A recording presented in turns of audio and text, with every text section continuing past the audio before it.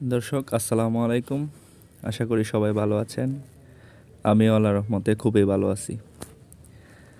বর্তমান বাজারে খাবারের যে মূল্য সেইভাবে আসলে কোনোভাবেই কুলায় ওঠা যাইতেছে না।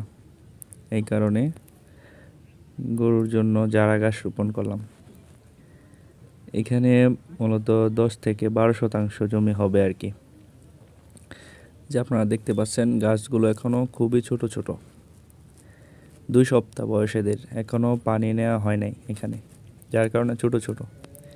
পরিষ্কার করে এখানে তারপর আমরা এখানে পানি দেব। আর জমির আইলের মধ্যে যে গাছগুলা দেখতে পাচ্ছেন এখন, এগুলা আগেই লাগানো হয়েছিল আর কি, এখন অনেক বড় হয়ে গেছে।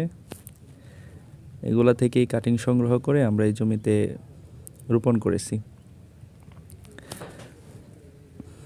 আর একদম জমির ওই মাথা দিয়ে যে গাছগুলো দেখতে পাচ্ছেন এগুলো আগেই রোপণ করেছিলাম, মোটামুটি বড় হয়েছে।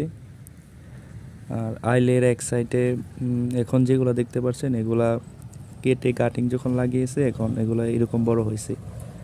আর এই সাইড দিয়ে আমরা কেটে গরুকে খাওয়াচ্ছি। আর যেগুলা কাটিং মার গেছে সেগুলা এইখান থেকেই রোপণ করেছি আর কি।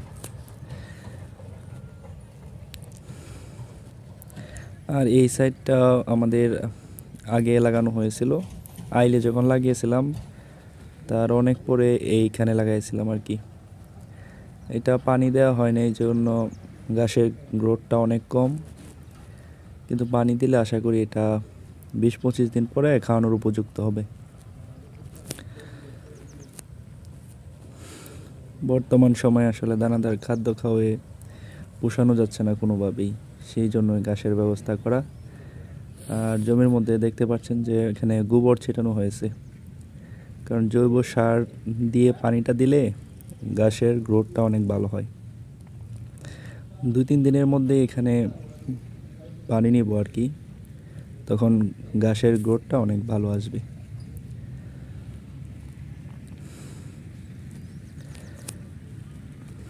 আর এটা কাটিংটা 1.5 হাত দূরত্বে লাগিয়েছিলাম আর কি। আর এখন যেগুলো দেখতে পাচ্ছেন এগুলার গ্রোথ মোটামুটি ভালোই, গোবর দেওয়া হয়েছে এবং আজকে পরিষ্কার করে দিছি। সামনে ইনশাল্লাহ এটা হয়তো খাওয়াতে পারবো আর কি, এটা বড় হইতে হইতে। আর এটাতে খুব শীঘ্রই পানি নিব, তারপর হয়তো এটার গ্রোথটা আসবে আর কি। আর অনেক চারা মার গেছে, এগুলা মধ্যে থেকে আমরা কাটিং সংগ্রহ করে যেগুলো মার গেছে এগুলাতে আর কি রোপণ করে দিয়েছি। সবাই ভালো থাকবেন, আল্লাহ হাফেজ।